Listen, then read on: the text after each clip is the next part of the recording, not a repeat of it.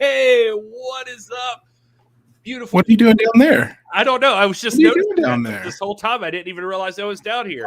What's happening? There you go. Oh, Doc. Doc just tried to take over the show, just like that. He did. What was that? He was gonna kick the rest of us out. And you know what? Honestly, we probably have more viewers, so fair enough. But it's not always about viewers. You beautiful people. This is Gary Horne. This is the NWA. It's the show celebrating the past, present, future, history, legacy, and tradition of the greatest pro wrestling entity of all time, the National Wrestling Alliance. And of course, down on bottom, being a bottom where he belongs, to the Doc. Doc Stinson is there. Hey, Doc. What's up, guys? So it's a great night of wrestling, great night of baseball going on tonight. Hopefully, we'll see what happens. And of course, our top is always Wil Martin. What's up, Will? Well, thank you for that introduction. It is a great night. This was, oh man, I mean, we had the privilege, we'll talk about it, of being there in Oak Grove, Kentucky. But just watching it tonight just was a great reminder of how awesome of an NWA wrestling show we got and the world got to experience tonight. So I'm so excited to jump into it. And this is only the first part. We got a whole nother part next week. So I got to tell you, I was super pumped for everybody to see this show, and I hope you loved it as much as I thought that you might. This was an exciting night to be a part of. We're grateful that we get to be there with the NWA and see these things happen live and in person. Of course, we know some of you were there. Of course, Certified Hustler, who's in the chat tonight, he was there. You heard him during the Hex match. I don't know if you guys were paying attention, but he definitely was in a conversation with Allison Kay, so he heard you, Hustler. So good job there repping St. Louis for Tootie Lynn. Unfortunately, not a good night for you on that front, but we'll get to that. Roy DeCaps is in the house. James Lawrence is here. Tony Justice, what's up, brother? Eric Dale.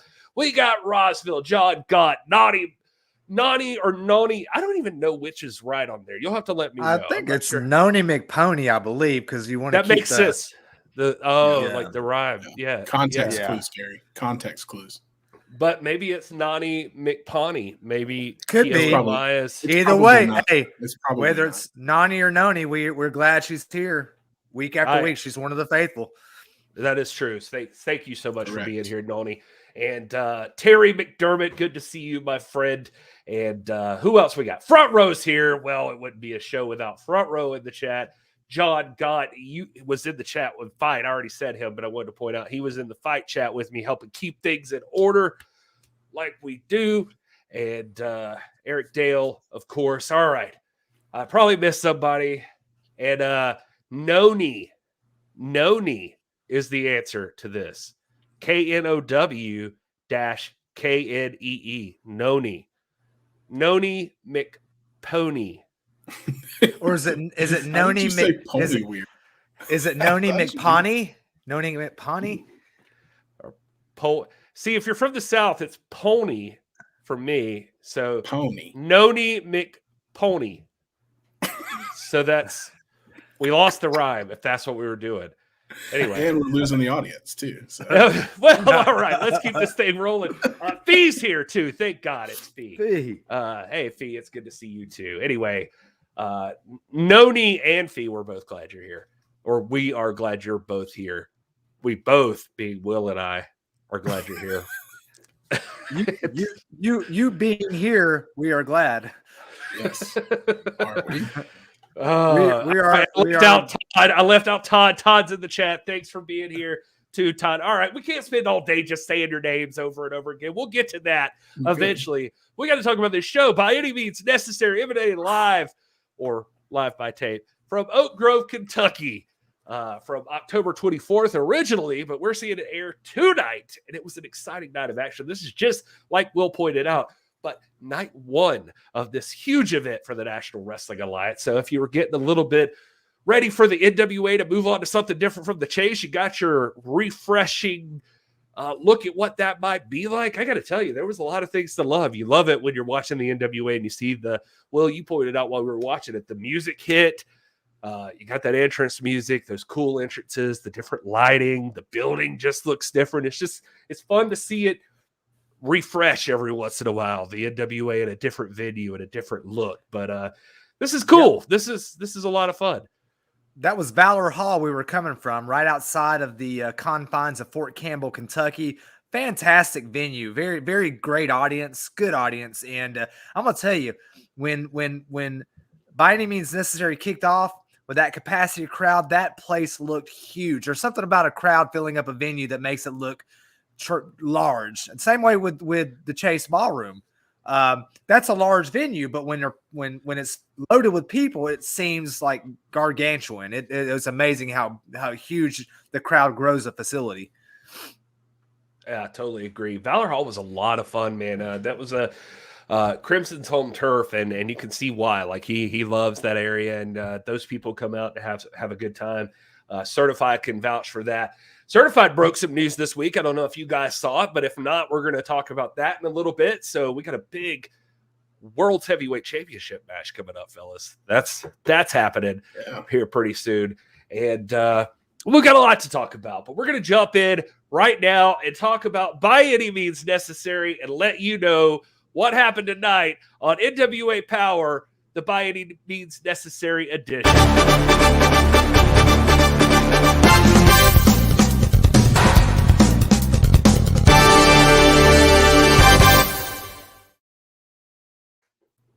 Sponsored by This Is Pro Wrestling.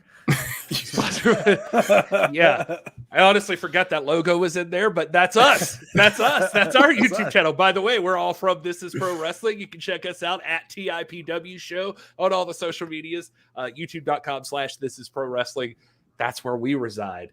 And but it matched color wise. Like we had the yellow and just like the beautiful Roy Caps pointing out, the yellow guardrails around the ring tonight. Just a beautiful look there at By Any Means Necessary. And of course, this show started out with Joe Galley welcoming Pope, and Pope amping up that crowd as only Pope can. Pope is on fire every single time he steps in the middle of the ring, and Pope is pimping. That's the message. That's all you needed to know. And good to see Pope. Good to see him walk out. What are you laughing at, Doc? I just like he came out there, boy, and I thought we were going to get some kind of news about the direction of him cashing in or whatever. And he's like, and the news that you all want to know is Pope is pimping. I was like, you know what? You're right, Pope. You're right. You can't argue. You're not wrong. You're not wrong. It wasn't news to me, but yeah, it's not fake news, at least. So, as their old friend Eli Drake used to say, you don't want to get lost in the sauce. Like, like everything going on in the world, sometimes you got to reel people back in and remind them, hey, despite anything else that's going on in the National Wrestling Alliance, Pope is still pimping. And so that's what Pope did right there. Now, he was quickly interrupted by his opponent for the evening, Colby Corino, wearing just the stylish shirt with the yellow tights. It was just a good look, Colby. And he walks out, and he is accompanied, though, this time by two gentlemen. It was Jay Bradley and Wrecking Ball Legursky, who we would come to find out are known as the Fixers. Mm-hmm. And just to clear it up, that was not me and Gary. Those are two other guys. Mm-hmm. Two different dudes. Actually, we would never pretend to be them because as big a fellas as we are, those two gentlemen they're so much larger. They're quite bigger. So scary big. And Jay Bradley. I can't express to you just standing next to them how huge and intimidating Jay Bradley and Wrecking Ball Legursky are. So Colby picked the right fellas to escort him down to the ring there. And so Colby with backup to face the Pope. And this was a match I was looking forward to, fellas. I couldn't have been more excited to see these two go at it. It did not disappoint. These two gentlemen, it was actually a little disappointing that the Fixers were out there because there's a couple of times that they interfered. Little slips, little things here and there. It was enough to call out Rush Freeman and Captain Yuma, to come down and take Pope's corner and prevent any more interference. And Pope, with the roll-up, gets the 1-2-3 and defeats Colby Corino in this matchup. Your thoughts, Doc. I see you over there rubbing your chin. Yeah, I don't know that the fixers were there to interfere necessarily. We got to realize, I mean, Colby Corino is one of the bright rising stars in the NWA. He's the son of wrestling royalty, former NWA World Champion Steve Corino, and so he's got to have people around him because at any time, there are people out there looking at Colby and wanting to get a piece of Colby. So I think that's what they're there for. I didn't appreciate Rush and Yuma coming out because they did provide a distracting impact on this match, kind of taking Colby Corino's focus off of the Pope, which was enough for Pope to win. I hate for Pope to get a win that way. It is what it is. I think on any given, this was an impressive match. I was very impressed with both. Colby was working on Pope there for a while, but at the end of the day, I think many of us agree, maybe you two as well, that Pope might be the best wrestler maybe in the world right now. And the outcome was not surprising. I didn't like the way it would happen, but it is what it is. Well, that's excellent. That's excellent analysis for somebody who forgot that the fixers were at ringside. But as a person who saw the whole match, I was curious about your thoughts. I thought it was a great match. I think, you're in Oak Grove, Kentucky. It's the kickoff of a big event like By Any Means Necessary. That crowd had filed in. It was packed out. They had just been at the Fan Fest, which happened right before this event, which was really, really fun and cool. And you start out hot with the Pope coming out and pumping up the crowd. Colby interrupts him and brings out the fixers. Nothing surprises me or shocks me when it comes to Colby Corino. When I saw him walk out with those two big dudes, I'm like, yeah, I mean, Colby is a smart guy. He knows pro wrestling. He knows the sport. He knows how it works.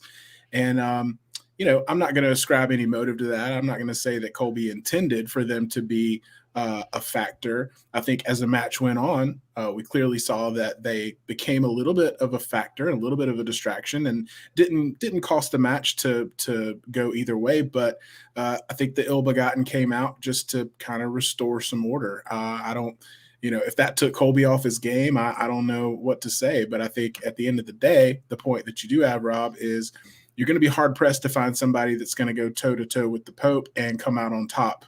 The Pope's going to come out on top 9 times out of 10, no matter who you put him in the ring with. And that could even include our world champion, which I think he's got his sights set on. And so, that's been a conversation.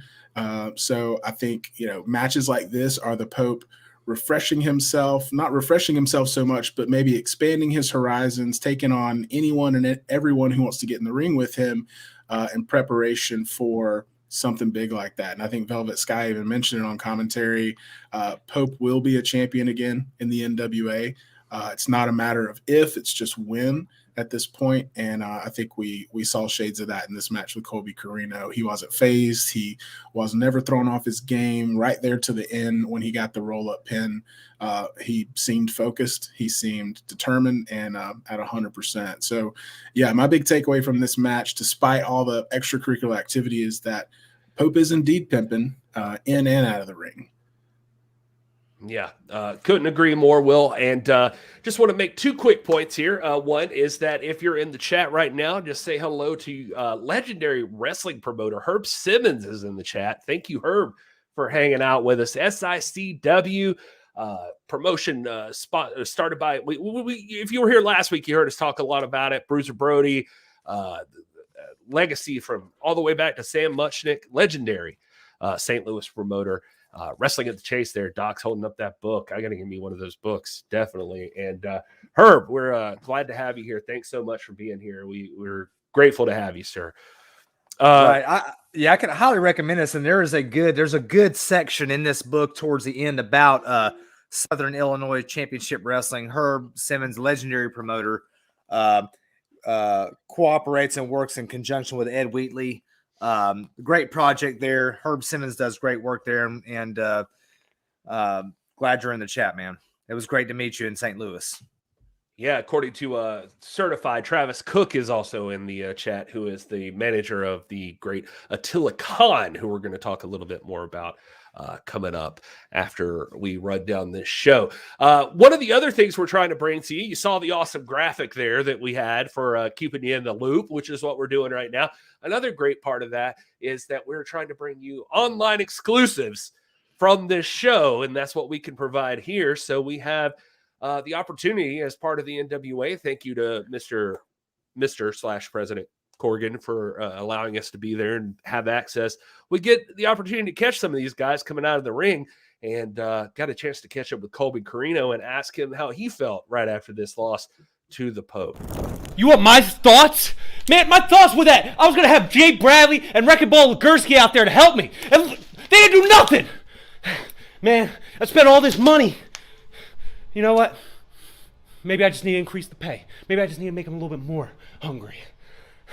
Because I'm definitely starving. So there's Colby Corino, who is starving. And I believe you can see that in his eyes. The man is not goofing when he steps in the ring. He never is. Goof. No goof from Colby Corino. Yeah. Say what you want about Colby Corino. You can talk about his size. You can talk about whatever you want.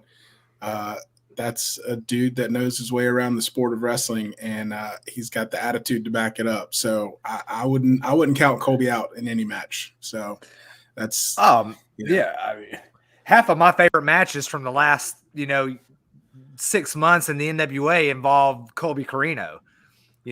Colby Corino and PJ Hawks. Who has a birthday today, by the way. Happy birthday, PJ Hawks. Yeah. Two future legends of the NWA, I have to say. Like, those two guys, they're just you're seeing the beginnings of, I feel like, a career-long feud between PJ Hawks and Colby Corino. Yeah. All right, well, let's not bury the lead here, fellas. We got a lot of surprises that came out of this show, and one of those being that the Fixers immediately stepped in the ring to establish themselves as a permanent, perhaps, fixture of the National Wrestling Alliance. Hey, you need something fixed? We'll fix anybody, anywhere, any place, anytime. We're ready. And the Ill-Begotten get in their face, and they take on the Ill-Begotten one-on-one. Now, Yuma and Rush Freeman, we love those guys. They're great. They're up-and-comers in the National Wrestling Alliance. Unfortunately, just not enough for the Fixers in this scenario. The Fixers able to, I don't want to say easily because I don't want to disrespect them, but fairly simply demolish the Ill-Begotten here. Fixers are just too much. That's more respectful. Thank you. Demolish. Demolish. You're like, I don't want to disrespect. I mean, it wasn't like it was like, but I would say they obliterated them. But those guys, they did crap. That's very, very respectful. No. Yuma and Rush did hold their own for a minute there, but the Fixers are just, it's hard to explain again. These guys are just two huge boys. You don't just roll up on the Fixers. Well, I say that, but then of course, as they're announcing again, anytime, anywhere, anybody, guys, from Ring of Honor Wrestling, Mike Bennett and Matt Taven, the OGK, for those who don't know, the original Kingdom, showed up in Valor Hall in Oak Grove, Kentucky for NWA by any means necessary with a very clear message. Oh, you want to challenge anybody, anytime, anywhere, from any place? Well, we're here right now. Let's do this. And William Patrick Corgan, of course, sanctioned the match immediately, and we got to quote one of the great commentators, a slobber knocker of a match between OGK and the Fixers. And this was just incredible. Lots of stuff. The NWA turned it up to 100 tonight because this match just went all over the place, through the air, on the ground, outside, inside, wherever you wanted to go. These two teams took it to each other. And with a huge frog splash, Matt Taven ended up pinning Wrecking Ball Legursky 1, 2, 3 and getting the win. So just as quickly as they debut in dominant fashion, OGK from Ring of Honor is here to eliminate the Fixers. I got to ask you, Will, where's your head at with all this tag team action? Where do you think it's at, man? I was on cloud 9 watching this. I mean, this was, again, I mean, we've been looking forward to Colby Corino and Pope for a long time. And then this was just a roller coaster to follow that with 2 rapid succession tag team matches and a debut of 2 teams in the NWA, the OGK and the Fixers. I mean, this is their first action in the NWA as tag teams like that. And, of course, we've got history with Mike Bennett, as Joe Galley mentioned on commentary, that, he challenged Nick Aldis for the 10 pounds of gold last year. So he's no stranger to the NWA. But just seeing those guys come out, it gave me shivers, man, because you guys know how I feel about tag team wrestling. You guys know I'm on cloud nine for the current state of tag team wrestling in the NWA, the tag team tournament, that we still have the finals to go. And, tag champs like La Rebellion, and just now we got 2 brand new tag teams that have shown up in the NWA. And it's hopping. And this was great. I mean, Taven and Bennett came out, OGK, and they were obviously hungry. They were obviously good opponents for the Fixers. So we see the Fixers go 1-1 on their first night in the NWA. And so, they're back at square one. And I don't think this is a feud we've seen the end of. And just to clarify, when they say that they'll fix anything, I think they mean like wrestling problems, because I told them that my car tire was leaking air and they didn't seem real interested in helping me. So I think it's just like people like fighting problems, just in case you were wondering about that. Oh, Doc, I got to wonder what you're thinking. I mean, because I'm going to give props here. I'm going to give props to the Fixers and to the OGK. Glad to see both teams in the NWA. And as Eric pointed out in the chat, tipping the hat to the Fixers. They, not many big men like that have the stamina to wrestle 2 matches in a row and wrestle well. Yeah, it's hard for me to watch 2 matches in a row. Go ahead. I mean, it's like, am I happy to see the OGK and the NWA? Yeah, it's like all this has done, and along with the Fixers, has continued to elevate and lift up and enrich what is rapidly becoming the best tag team division anywhere. It's like you woke up one day and suddenly, let's not forget the teams that we haven't even mentioned tonight. We hadn't mentioned the World Tag Team Champions, La Rebellion. I mean, maybe we mentioned them in passing. We haven't mentioned Kratos and Aaron Stevens, the former World Tag Team Champions. This is becoming a very thick tag team division. But I will say this, it's one thing to beat a very fresh, and it's not like that I know the Fixers. I'm kind of new to them. I'm just seeing them. I'm impressed by what I saw them do to Yuma and Rush Freeman. But it's one thing to beat them fresh. It's another thing to beat them after they're winded. So I gotta see more from Taven and Bennett in the tag team scenario. I need to see them against a fresh set of Fixers. That's where I'm. Well, that's fair to say, Doc. I can't take that away from you. I will say that the Fixers are actually the new kids on the block. Oh, my wife would love that reference. They're the new kids on the block as far as teams go. The OGK. Every little thing I do. I love that new kid song. Group. It's a different group. Not the team. Bye. Yeah. Anyway, we had a chance to catch up with OGK in the back, and here's an online exclusive just for you guys in the chat that are here right now. Woo. Standing in the back with Matt Taven and Mike Bennett. Oh my God, guys, an amazing debut in an NWA ring. Like, what are you guys doing here? Well, let me introduce us. For those who don't know, he is I, and I am him, and I'm Matt Taven. But more importantly, we are the OGK, and we came here for a reason. Because Billy Corgan's my best friend, okay? I know we're supposed to call him Wil now. I call him Billum. That's how we're close. Neither one of us put our arms in our jackets when we wear them because we're giant stars. Billy said, please, Matt Taven, come to NWA. I said, sure, fine, why not? I guess I'll bring my friend with me. We'll do a little things. We'll do our things that we do. Sure. We have been tag team champions in Ring of Honor, New Japan. We want to add another one to that list. We want to be the first team ever to hold tag titles in all 3 companies. And we decided to start right here tonight in Kentucky. What a better way.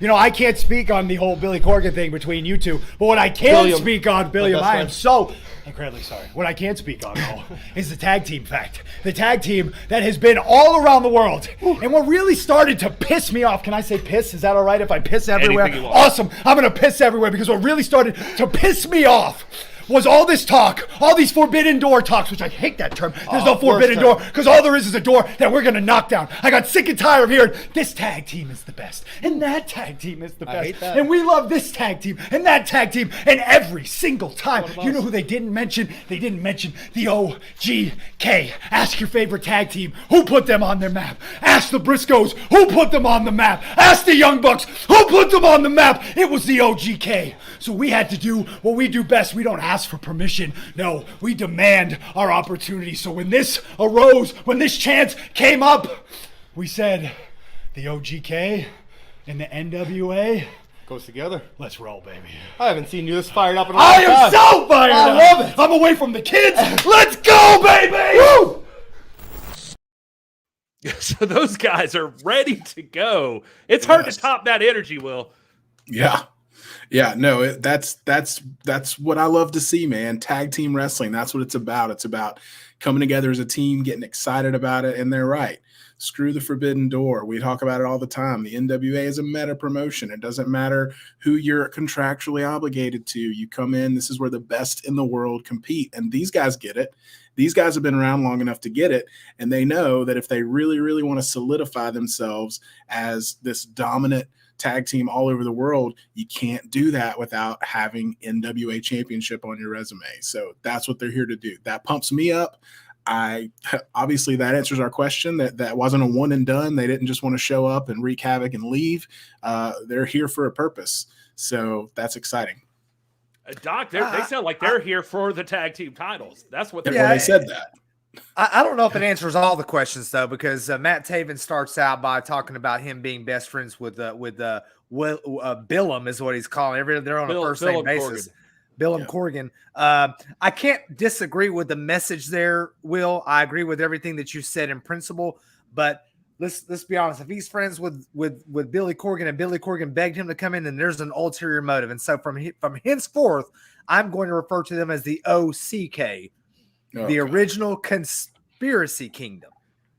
Okay. All right. Well, Doc, just to be fair to you, also had a chance to talk to the Fixers after this whole thing. So I suppose it's worth a second to see what their thoughts were after their big debut and then after the defeat to the OCK or whatever you said. Ligursky and Bradley. Take it down. Take it down. It's all right. It's all right. It's all right. It's all right. There you go. Do your breathing. Do your breathing. Gentlemen, welcome to the NWA. So you're the Fixers. The Fixers. Yeah, the Fixers. Dude, relax. We're the Fixers. Like I said, take it down. Like I said before, we can fix any problem. You got a problem? You got a problem? You don't want to get your hands dirty? You're afraid of... Jesus, easy. You're afraid to break a sweat? We're the solution. We'll get our hands dirty. We'll fix people. We'll fix things. But it'll cost you. With respect, gentlemen, though you lost out there tonight. Oh, we beat those losers. You went free. Whoa. Relax. You're getting them wound up. We still got paid. Yeah. We still got in Corino's pocket. Yeah. We know who his dad works for, so you know we got paid well. Yeah. And those two other guys, what were they called? Umar and Fremar. Whatever. Yeah. They're done. Done! Wait. Did you know Bennett and Taven were going to be here? No, did you? No. So you don't know? You know what? You know what we're going to do? We're going to go piss in Ring of Honor's ring. We're going to go find a nice tree up in Baltimore and take a leak on it. You got to piss? Let's go piss, big dog! See, look. Look at you did. What'd I do? Bring it down. So... It's quite literally a pissing contest. I was about to say there's a great good job there. There's a lot of piss talk. And but yeah, as Turbo points out in the chat, still got paid. So that's the ultimate here, I guess, for you boys, the Fixers, Doc.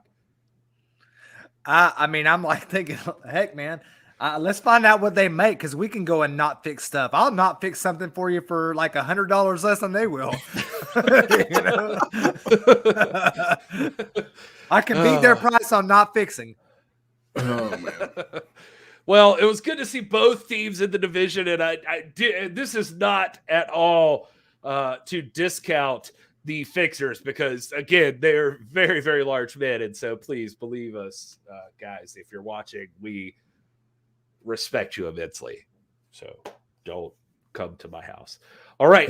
Next up, we had Sal Rinauro was taking on the giant. Again, this is what the NWA does. Big, bad dudes. Jedias with the Sinister Minister. Sal Rinauro not alone, though. He had Danny Deals for whatever that's worth. And Danny did bring his garlic and a wooden stake, and not enough. I wish I could tell you more about this match, but unfortunately for our pal Sal, who we love immensely, it just didn't go his way tonight. He did mount some offense every once in a while here and there, but Jedias just too much for Sal. And of course, if you didn't get a chance to watch, the stipulation was that if Sal Rinauro won, he is the number one contender for the national title. But if he lost, and he did, cannot challenge for the national title for at least 18 months. So disappointing night for Sal Rinauro. Little weird stuff outside the ring, like kind of talking to himself. Weird break for Sal. I will point this out too before I throw to you guys. Jedias seemed eager to jump all over Sal a little bit more after the match, and the minister whispered something in Jedias' ear, and Jedias backed off and rolled out of the ring and left. And so I'm just curious about the match, what the minister could have possibly said to Jedias. What's going on with Sal? I mean, just where are you landed on this, Doc? I'll throw to you first on this one.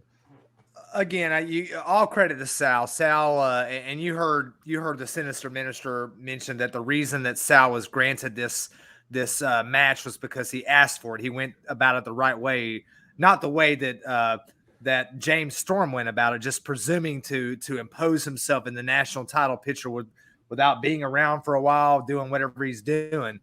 Sal did it right. So I've got to give credit where credit is due. But I also have to it seems to me that for some reason people just want to interject themselves into Jedias's path. Jedias is coming here. He's earned this spot. He emerged out of nowhere. He's done everything the right way. People may not like him. They may not like the Sinister Minister, but we're talking about a fine, upstanding man, a Christian man. You know what I'm saying? And he's earned this championship contendership spot for the national title, and people just keep trying to take that away from him. And so I can understand the frustration that both the Sinister Minister and Jedias must feel. They went in, they handled business. He further solidifies himself as the top contender for the national championship, and I'm ready to see that match. I'm ready to see Chris Adonis, one of the greatest wrestlers in the world right now, take on Jedias, who's quickly emerging as one of my favorites. I think that's going to be a main event. And now Sal Rinauro finds himself, or whatever it is, whatever he's got going on with Danny Dills, you have to face the fact that when he wakes up tomorrow, he's going to be 6 + 6 + 6 months away from being eligible for a national title contendership match again. I wouldn't want to be in his shoes. Yeah, it's I agree with Royded Caps in the chat. Sal, he seems a little flipped. And I think that's my main concern. We love Sal. He's our pal, great friend of the show, has been really good to us, and he's just a fun guy to be around. Everybody likes Sal, but you can go back to right after When Our Shadows Fall on NWA Powerrr in that season, and he got a taste of that TV title contendership, and it seems like, and I don't know if it's Danny Deals. I don't want to put all the blame on Danny Deals. I know he's always trying to make things happen and always trying to wheel and deal. It's literally in his name. But I think a lot of this is Sal getting so close time after time to achieving that lifelong dream of holding championship gold in the NWA. And he saw another path with this opportunity, an opportunity for an opportunity, essentially. And, it's right. He did the right things. He went about it the right way, but he came up short again. And I have to ask myself, after seeing, Sal's state after the match, how many more of these disappointments can he handle? He was in the very first match of NWA Powerrr. He's literally the first person in the ring on NWA Powerrr, and he's been here longer than everyone else and has still come up short time and time again. And I just worry for my pal how much of this he can handle and what's his response to this going to be. I mean, now he's there's one title that he can't go for at least a year and a half. Does he turn his attention back to the television title? Does he take a rest for a little while? What does he do? I can't imagine after going through a match like that and the past couple of years that Sal's had that maybe he wouldn't just need to chill for a little bit. But from what we know about Sal, there's not a lot of quit in him. So I don't think that's going to happen. I worry about him. I worry about what's going to happen next for him. Let me suggest that one thing he could do is really sit down and really listen to what Danny Dills has to say to him. Cause I have to believe that Danny Dills has his best interest. We don't know what's going on in those back rooms and those discussions between Danny Dills and Sal Rinauro, but Danny Dills is someone that has got some history in this company, the NWA, and I think that he knows what it's going to take to maneuver Sal in the right direction. But Sal's going 100 miles an hour, man. He's always talking. How can you listen when you're always talking? And he just needs to sit back, I think, listen to what Danny Dills has to say, and trust him. Trust him to make a good deal in the best interest of his career. And I think you're going to see good things for Sal Rinauro in the future if he just does that. Just put all your trust in Danny Dills. That is a take. I saw Danny Dills. In Kentucky, I saw Danny Dills sell half of a Reese cup to a kid for $5. So, well, and you were giving him a hard time about selling those DVDs out in the park, those bootleg DVDs out in the parking lot. But those are some classics, and most of those were out of print. So you can't give him a hard time for that. Yeah, it was like the best of Lord Alfred Hayes, I think, was what we had. And it was like Cannibal Holocaust and some like it was a dual pack, the best of Lord Alfred Hayes and Cannibal Holocaust. Titanic 3. Yeah. There was like solid. Gary's favorite horror movie, Faces of Death, was in there, I think. Gary Horne of This Is Pro Wrestling says, "A number one." You can use that quote, Danny. Thank you for your box set of BS. Anyway, pissing contest for sure. Lots of talk about pissing. But between the tag teams, and then Jedias comes out and just mops the floor with Sal Rinauro, and of course, as always, like we like to do for you guys, caught up to the Sinister Minister and Jedias after their match. And as you have just seen, and as I have previously predicted, the high priest of punishment, Jedias, laid Sal Rinauro out like the garbage that he is. You're a very brave young man, Sal Rinauro, but your fool's folly now means that you will not get another opportunity at National Heavyweight Championship contendership status for 18 months. 6, 6, and 6 equals 18. Figure it out in your head, you idiot. Now you go ahead and wallow in misery. You brought it on yourself. Now, for the rest of these scumbags in the NWA, let this be a warning. I promise you, Jedias is going to carpet bomb the NWA with a ferocity hitherto unseen, and all of you rednecks can stick that in your corncob pipe and smoke it.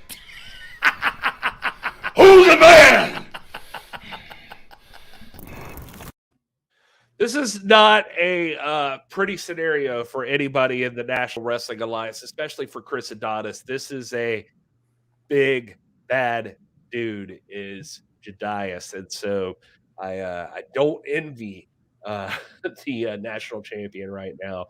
And Doc, I'm curious because you're talking about. I just gotta ask you this. You're talking about Jedias, and you seem to be okay with him, but he's coming for your strictly business boy here. I mean, this is not a hidden thing. I mean, as much as it seems like they might have like similar objectives, Well, hold on now, Gary. Hold on now, Gary. So are you trying to insinuate that like Chris Adonis doesn't want to face the best competition? I think Chris Adonis. Say that at all. Now that seems what you're saying. Well, there is no conflict of interest here. I like Judias, this young guy that's coming in. The world is talking about him right now. And as a fan, albeit at one point the official announcer of Strictly Business, it does me no good. It does Strictly Business no good not to take and accept the best competition. I think Chris Adonis wants this. I think he would welcome this. And I, for one, would like to see it. And Chris Adonis, I believe, no, I'm certain would be the first one to tell you, hey, may the best man win. All right. Well, fair enough. I guess it would behoove us to move on to the next matchup, which featured the Hex defending for the second week in a row. We saw them defend against defend the women's tag team championship against Tootie Lynn and Thunderkitty. Big match here. And Tootie Lynn's like everybody's favorite wrestler right now. Tootie Lynn is the hot baby face of the National Wrestling Alliance. And Thunderkitty, 100 years in the business, doing her damn thing.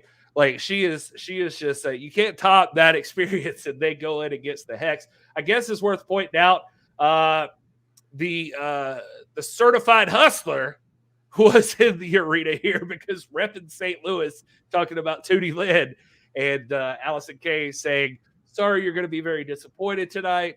And indeed, certified, you might have been because the exclamation point, Hex marks the spot. The Hex wins and retains the NWA Women's Tag Team Championships here. And, well, there you go. That's all there is to say about that. Will, I'm curious your thoughts on this matchup. It's a great and interesting matchup. As Velvet Sky mentioned, originally this was supposed to be Tootie Lynn and Kylie Ray, and Kylie Ray is stepping away for a little bit to take care of herself, which we all support along with the NWA. Take as much time as you need. We love you. Can't wait to see you back. But do your thing. Do what you got to do. We're behind you 100%. But what a great replacement in Thunderkitty, and this team of her and Tootie Lynn was one that I was excited to see. And they may not have come out victorious in the match, but to my knowledge, this was the first time they've ever worked together. And with that in mind, I think they did a great job. You're going against the world women's tag team champions and the Hex. That's not a small hill to climb. I'm not one for moral victories, but they did their best, and their best was just a little short of the tag champs, and a lot of people's best right now is short of those tag champs in the Hex. So nothing to hang their head about. The crowd was hot for this match. This was a fun match to be a part of. And yeah, at the end of the day, the champs are the champs for a reason, and they proved it tonight. And you're right, 2 weeks in a row we've seen those titles defended. 2 weeks in a row we've seen them retained. And I believe the Hex when they say that they're ready to take those titles all the way around the world, and they are ready to establish their dominance. I think they're well on their way, and I think if anybody can do it, it's Allison Kay and Marty Bell. Doc, great match. Again, love to see Tootie Lynn. I love to see a local girl from St. Louis get some love. I love seeing Thunderkitty out there. We got to see them in St. Louis, and they deserve every good thing that comes their way. They just happen to be up against the greatest women's tag team in the world right now, and that's a lot to ask. Again, I wasn't shocked by the outcome of this. I did want to take this occasion, though, to mention the current issue of Pro Wrestling Illustrated, who is not a sponsor of the NWA. There's no common affiliation there other than a common love for pro wrestling. This is a great issue, and there's lots of love for the NWA, including an article about NWA and Powerrr. You have the first ever women's 150, and all the big names are mentioned in there. You've got some key NWA names like Allison Kay, Marty Bell, Camille are all mentioned in this magazine. So if you can get to a Barnes & Nobles or Books A Million or your local bookstore and pick up this issue off the newsstand, that'd be great. You can probably order it online. I also want to point out that they do have the NWA rankings in here, And for the first time, and for a man who grew up reading PWI, because I know Trevor Murdoch did, I've had a conversation with him, how great must it be for him to see his name mentioned there as the NWA World's Heavyweight Champion in this first issue. The last time this was in print, Nick Aldis was still in the midst of his historic 1,044-day reign. So pretty cool. Just wanted to plug that real quick while we were talking about the Hex and Tootie Lynn and Thunderkitty women's wrestling. Nobody does it better than the NWA. Well, let's talk about the final match of the night. It was Mims taking on Cyon. I don't know why I was trying to give a dramatic pause there. I'm sorry. He was Very dramatic. Yeah, and if you follow me on Twitter or anywhere else, I said this was a star-making match for both men, and I stand by that. And I still, even watching the match again tonight, not live, I still stand by that. Mims coming out brand new gear, looking like $1 million freaking bucks, coming up against one of the hottest new stars in the National Wrestling Alliance, the Mystery Man Cyon, who also looking like $1 million bucks. And these two go toe to toe in a straight up professional wrestling match. Exactly why you subscribe to the NWA is to see guys like this in the middle of the ring going head-to-head in athletic competition to determine who is the best wrestler in the business. And these two guys did just that. And credit where it's due, Mims did not tap at the end of this match. But by God, these two guys went, I don't even know how many minutes. That I didn't even keep up with it. I was too caught up in the matchup between these two. So evenly matched.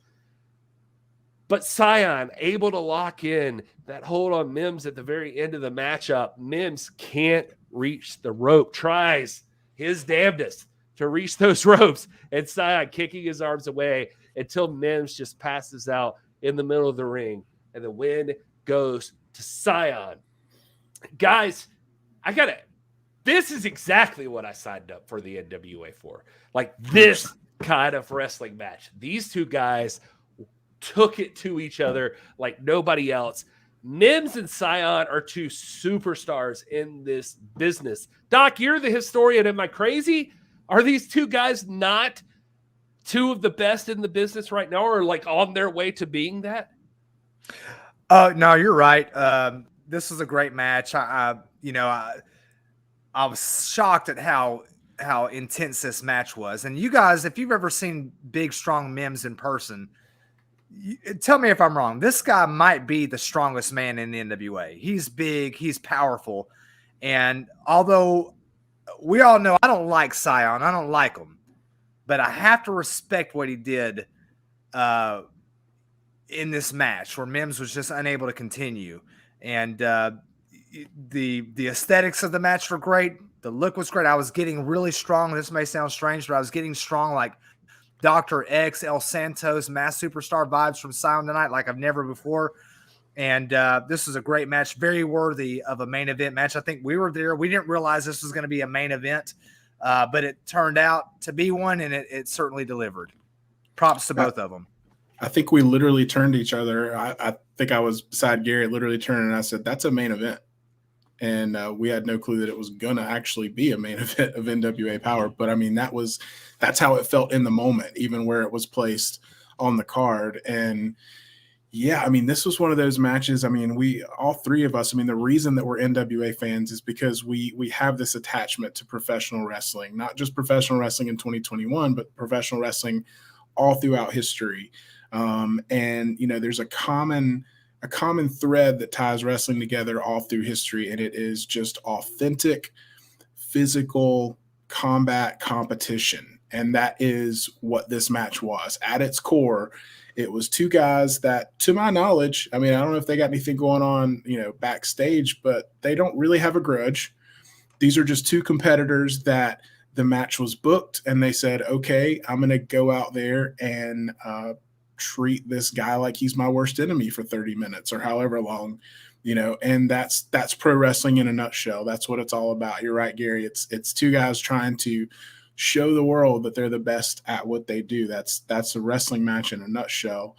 And these two guys exemplified that. It looked great. Mims, my first thought when Mims walked out, and Mims has always been a big boy, but he looked grown. He looked like he's been in the NWA. In my mind, he almost morphed from this blue chip prospect that we always talk about into, okay, this guy's meant to be here.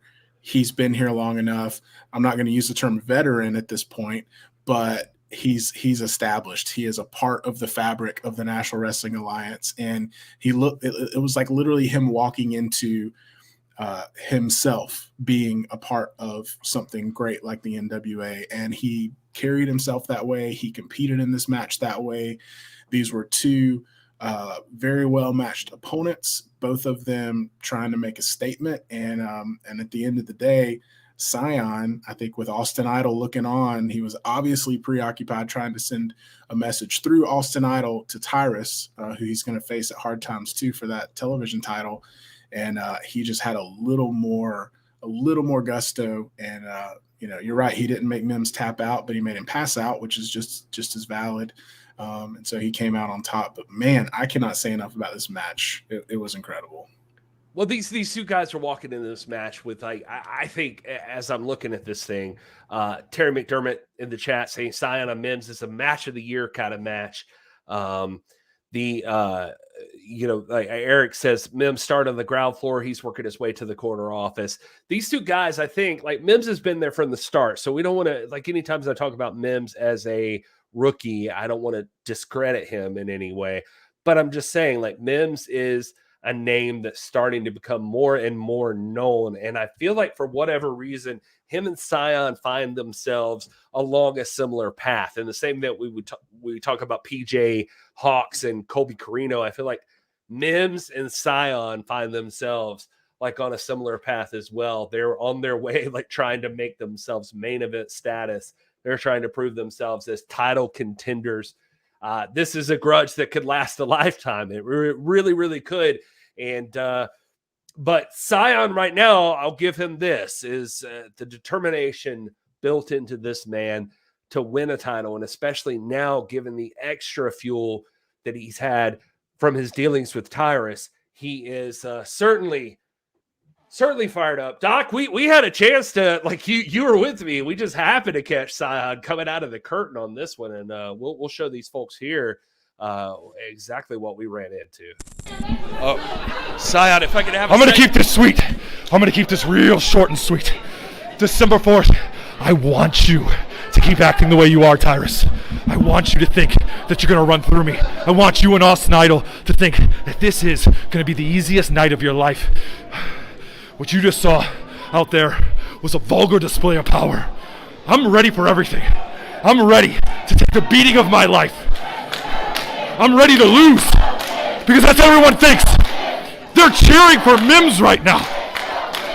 They know December 4th I'm going to lose. That story's already written. But what if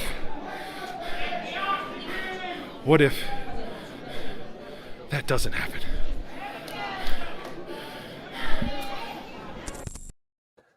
Cyon, sorry. Cyrus, okay. Cyrus, yeah. Cyon is fired up, bro. The NWA's greatest, most unexpected power couple, Cyrus.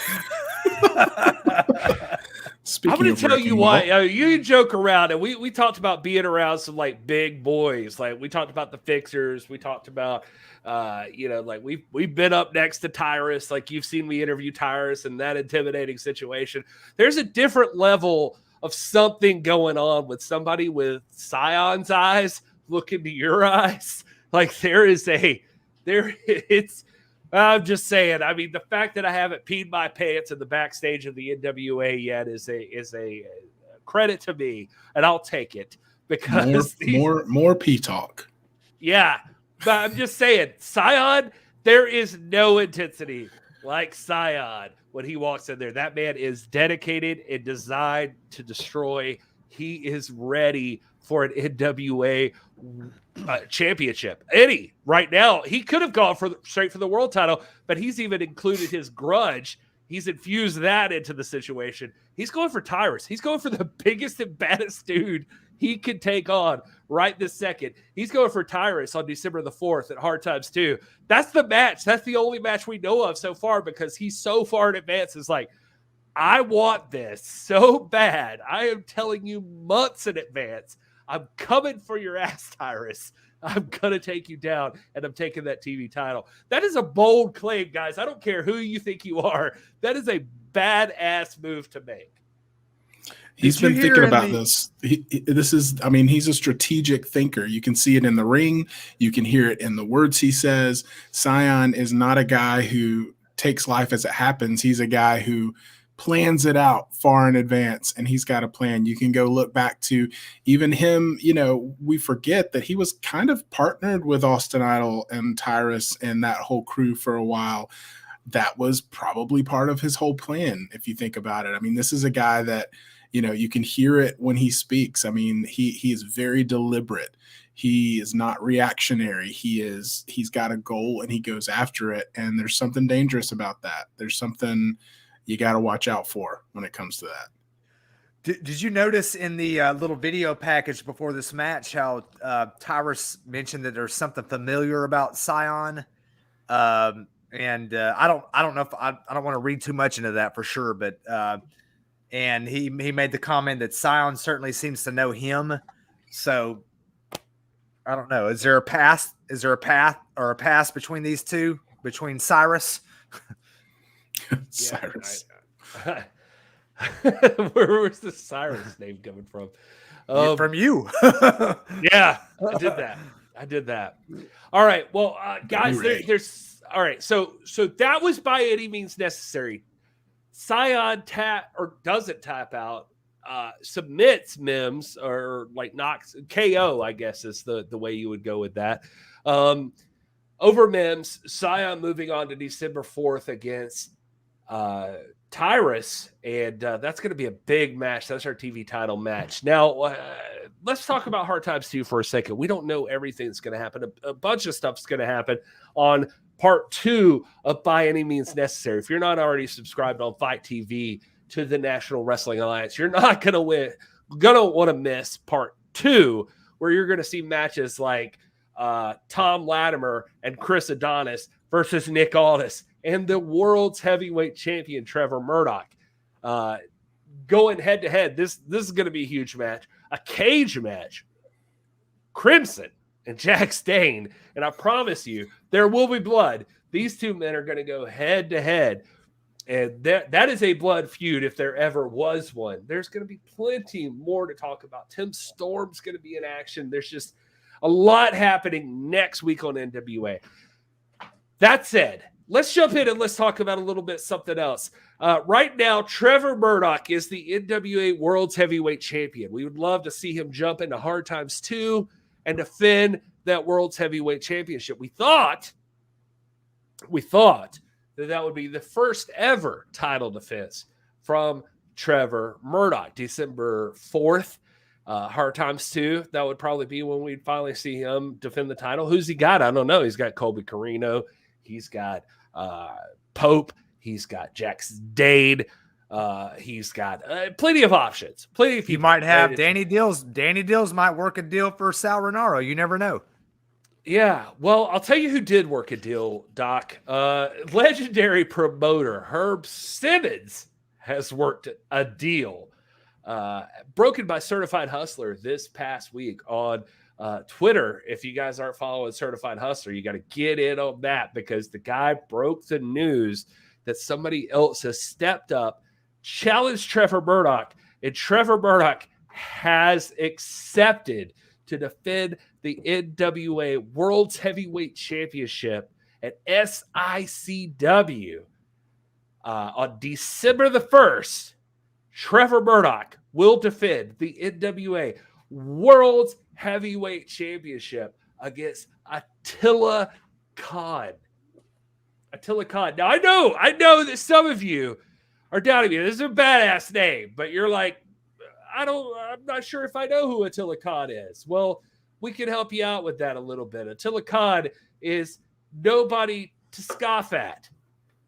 That's the man's face right there. Look at that blood dripping down his face. There's Attila Khan right there. that guy is ready to go. Mr. Attila Khan. I respect the beard for one, but also, I mean, he is a big boy. Trevor Murdoch has got a lot to stand up against. Look at him dropping the knee here. That is, Attila Khan is no joke. There's your man, Trevor Murdoch. This is a different level of violence. It feels like that Trevor Murdoch has been that he's about to enter the ring in. I mean, look at this here. I mean, he's in here taking on RIP Animal there and Tommy Dreamer. I mean, this is a guy who's been there. He's seen it all. This is going to be a big deal, fellas. Trevor Murdoch defending the world's heavyweight championship against Attila Khan. Doc, I see you already like ready to pounce. Go ahead. No, this is Attila Khan is the current reigning SICW Southern Illinois Championship Wrestling champion. This is an organization that is steeped in the St. Louis tradition and is people draw lots of Bruiser Brody comparisons to him. He's a big guy. He's a mean guy. He just brutal. And I don't know that Trevor Murdoch has tasted this level of just abject brutality. Now, granted, the 73 match with Nick Aldis was a brutal match, but he's going to be up against a guy that thrives on brutality, whose whole career has been built around brutality. So this is nothing to, we may walk into December 4th hard times and Attila Khan may be defending the World's Heavyweight Championship. So we'll see. This is exciting. Herb Simmons is bringing us a Donnybrook. I think Ed Wheatley was saying maybe this might be a title versus title match. Maybe Herb can correct me there, but whatever the case may be, this is going to be killer. No pun intended. Yeah, it's huge. I mean, this is as we've mentioned, Trevor's first title defense. We've waited for it. We've questioned who it was going to be. Trevor has had the target on his back for a long time, and we have a situation that is classic to the National Wrestling Alliance, and that's somebody that we haven't even talked about who has their eyes on the 10 pounds of gold like everyone else in the wrestling world that enters that ring, because that is the mountaintop and Trevor is on it right now.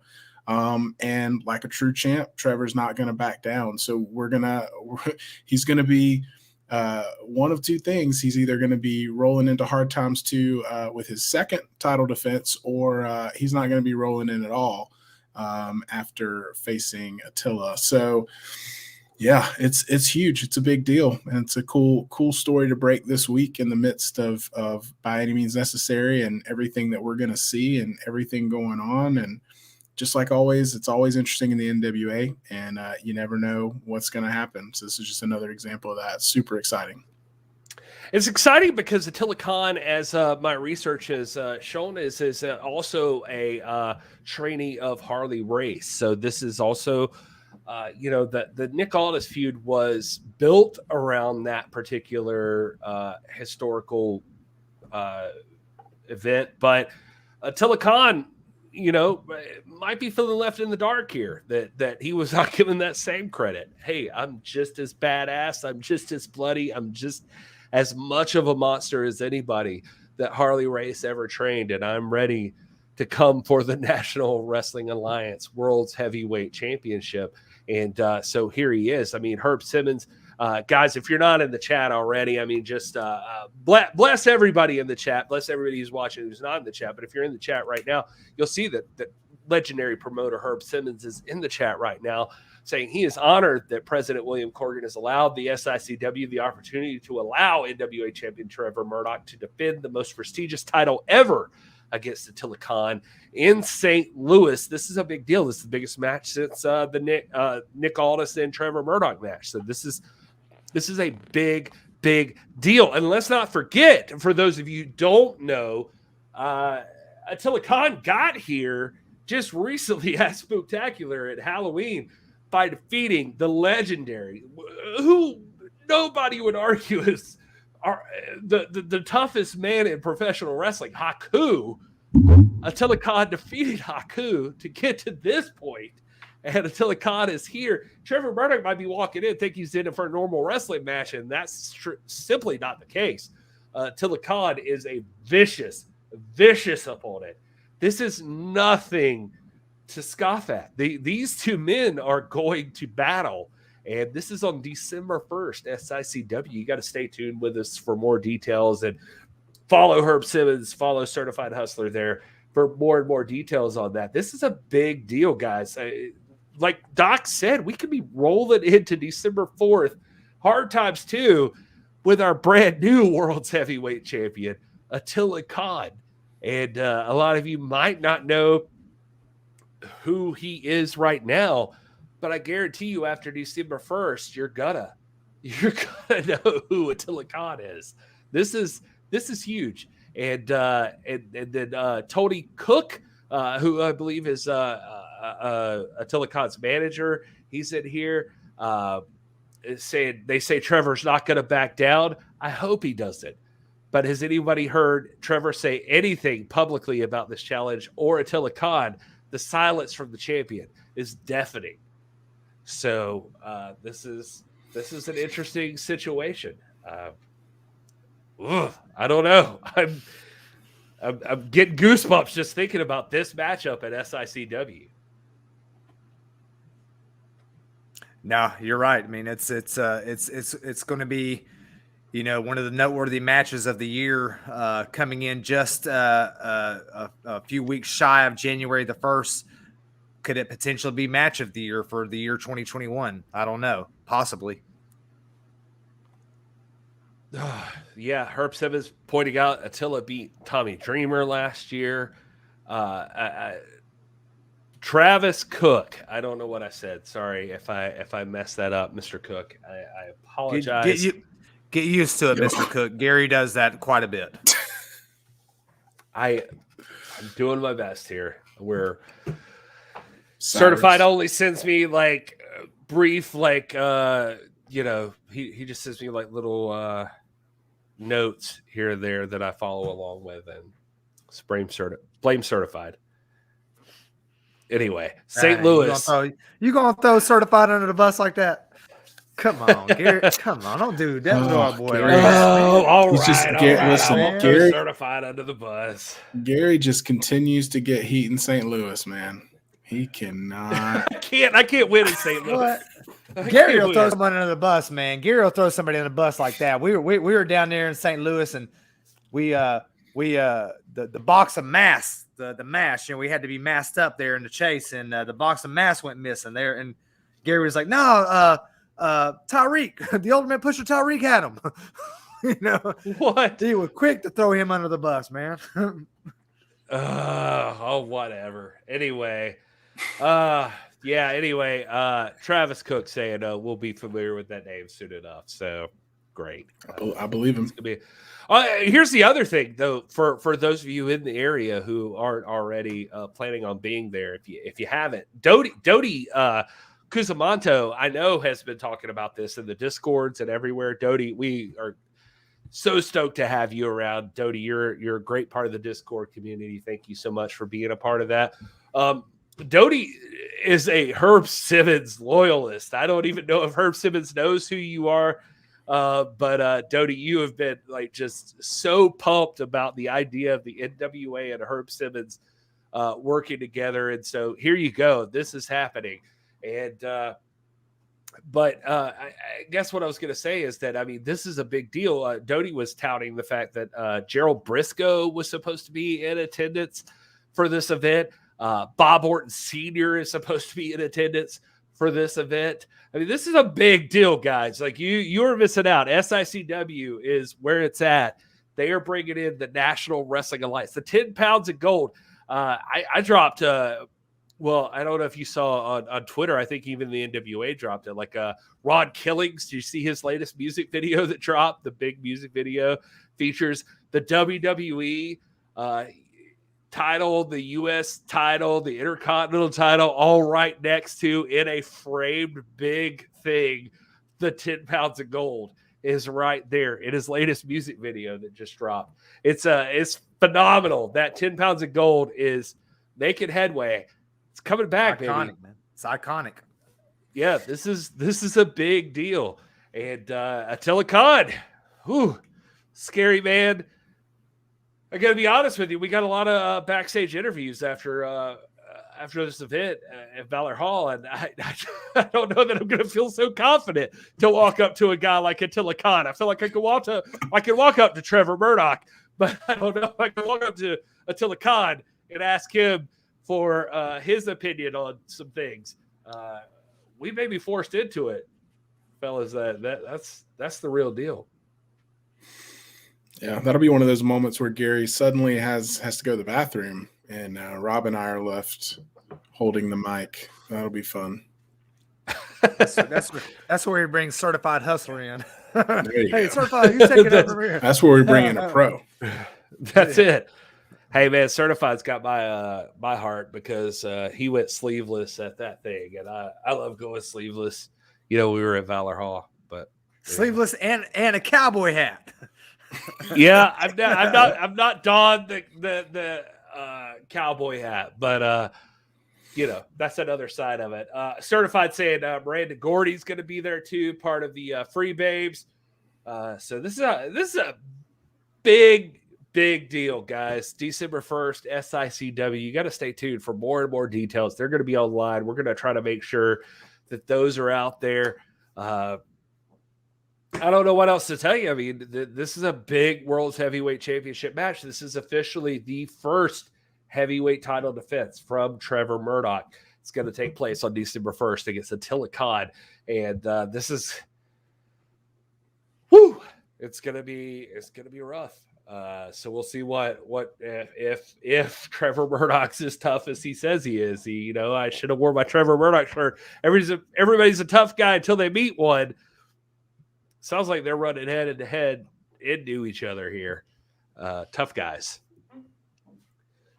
And he's gonna meet one. Yeah.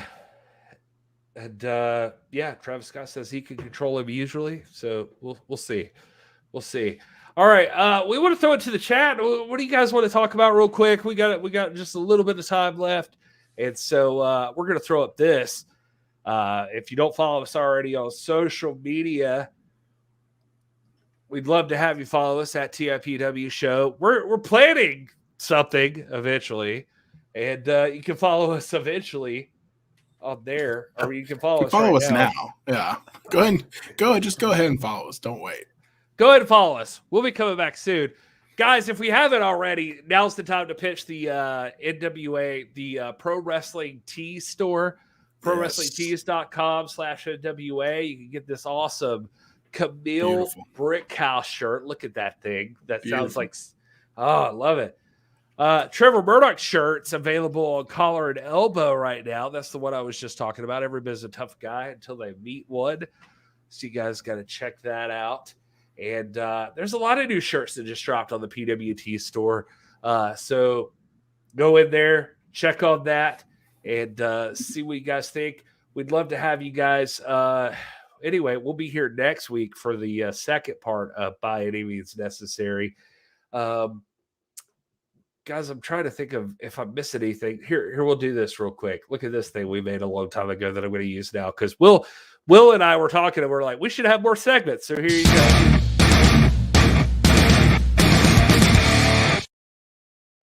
What do you want to talk about?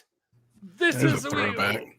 Yeah, that's a throwback. We can talk about anything you want to talk about right now. Certified Hustler says I should interview Travis Cook. I'm in. Travis Cook, DM me, hit me up. Let's do it. Let's do the interview. John Gaunt said if you haven't checked out Certified Hustler's rebranded YouTube channel, you should. Lots of SICW shorts and pre-footage of some interviews. Yeah, including him. He was tracking down Nick Aldis.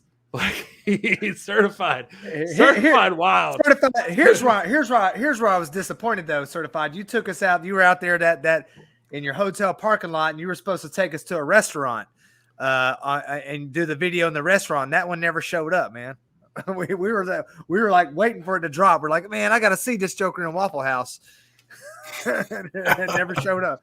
That's true. Like when he was in the parking lot outside the hotel, certified. Don't think anybody. I mean, we watching your stuff. I censored myself. There you Anyway, all right. Benjamin Lynn, who the current NWA Men's Champion. Get out of here. You know who the champion is. James Lawrence says ROH closed doors could be them boys in an NWA ring. I know who you're talking about. You're talking about the Briscoes, and God help me if the Briscoes show up, because hell yeah. Let's see. What else we got? Jason Kaylee talking about the Braves. You know he don't care I'm about over the here Braves. looking at the corner of my eye. I see you, Kaylee. I'm watching out the corner of my eye right now. We got a runner on first with one out.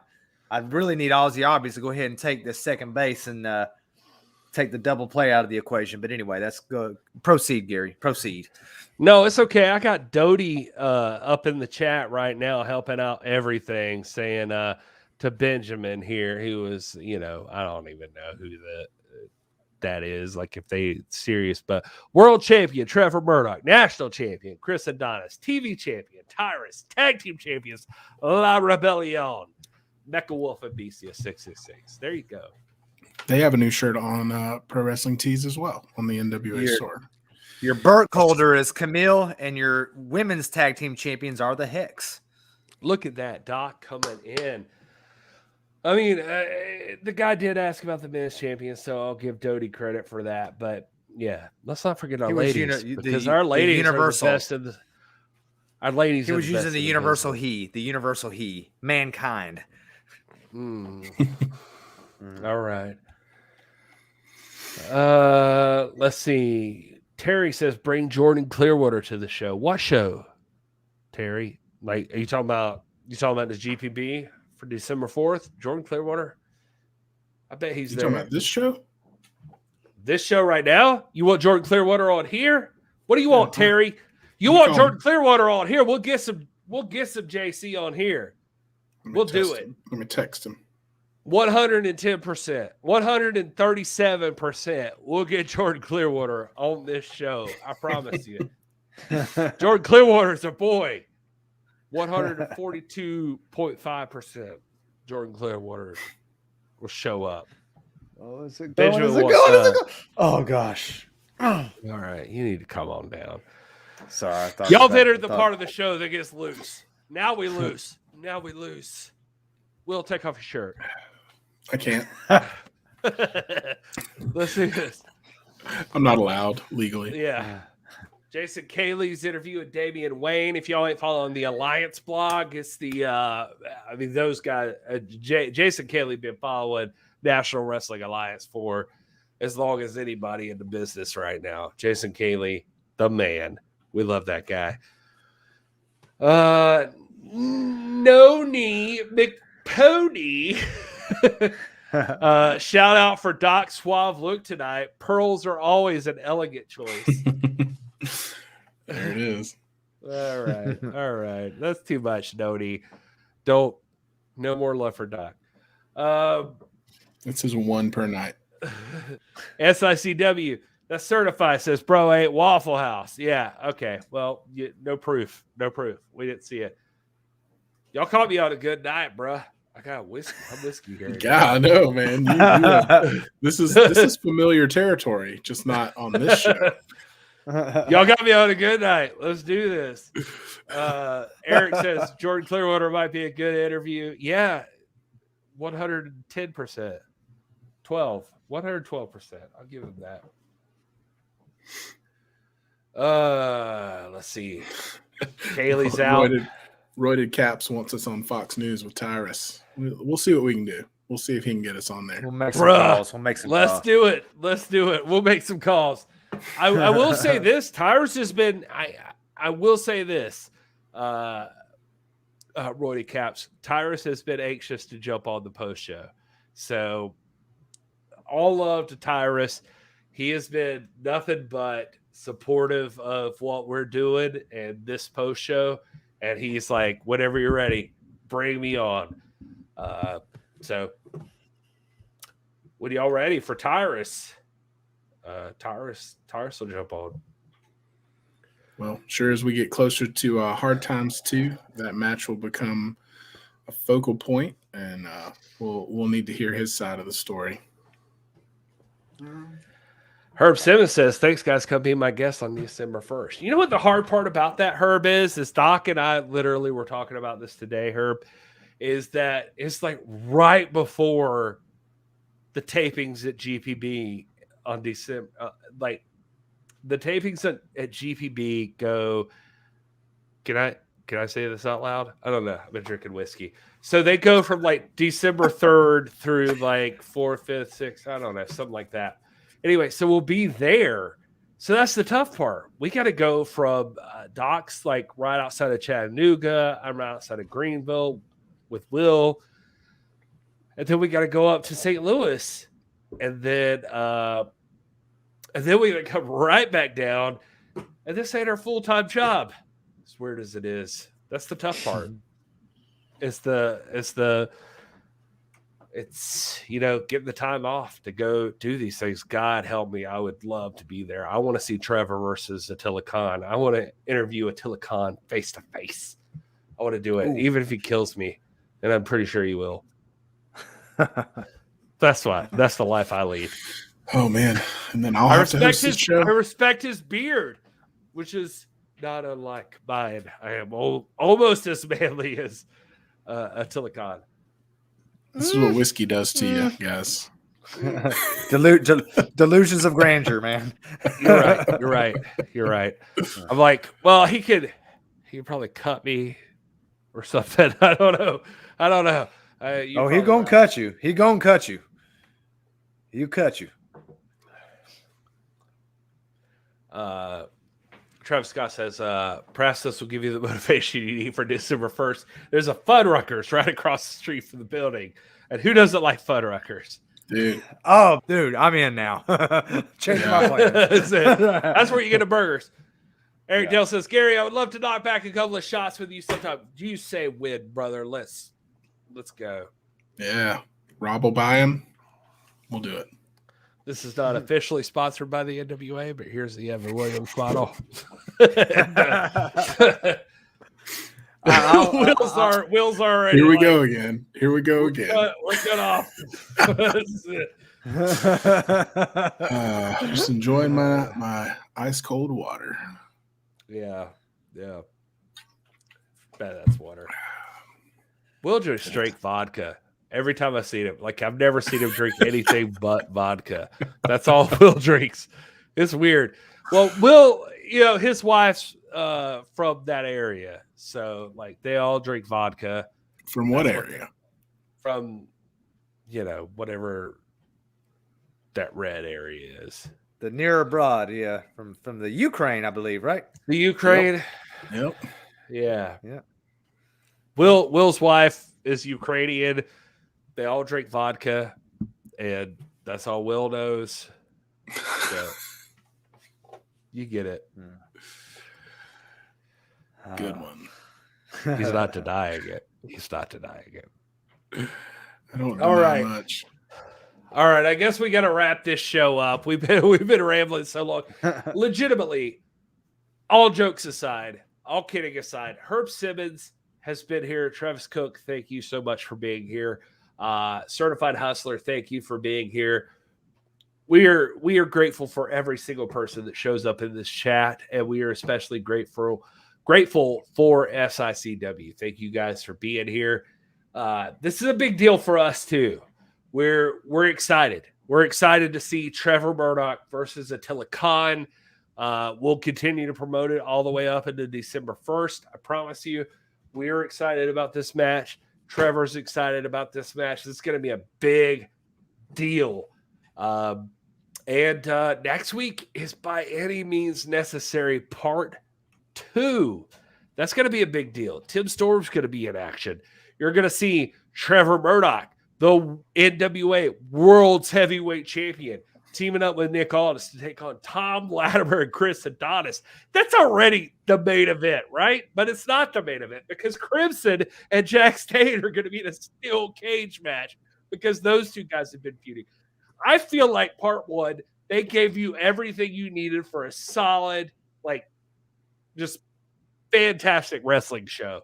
Well, guess what? Part 2, it's going to be even bigger and better in part 2 by any means necessary. That's next week. Certified was there. He knows this is a big deal.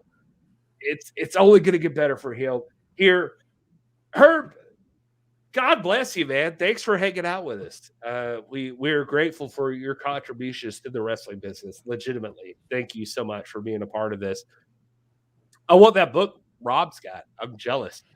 Like, Rob's got that awesome book. If you guys haven't gotten it, that Wrestling at the Chase book, look at that thing. Ed Wheatley, Herb Simmons worked together on that Wrestling at the Chase book. St. Louis wrestling history is where it's at. I'm from South Carolina. Listen, I'm from South Carolina. I'm from Greenville, South Carolina.